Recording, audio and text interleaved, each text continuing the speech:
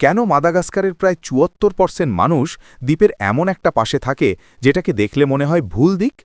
Madagascar Africa থেকে মাত্র ২৫০ mile দূরে, কিন্তু মজার ব্যাপার হল দেশটার বেশিরভাগ মানুষ থাকে আফ্রিকার উল্টো দিকে মুখ করে।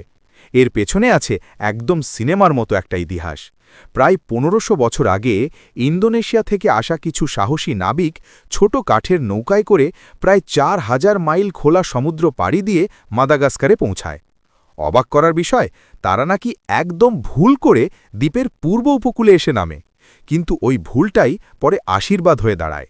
মাদাগাস্কারের পূর্ব দিকটায় বছরে গড়ে প্রায় ১৩৭ ইঞ্চি বৃষ্টি হয়, ফলে সেখানে গড়ে উঠেছে ঘন জঙ্গল, সবুজ প্রকৃতি আর চাষের জন্য দারুণ উর্বর জমি।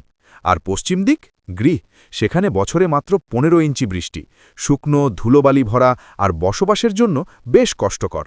আর এখন শোনো সবচেয়ে মাথা ঘোরানো তথ্যটা।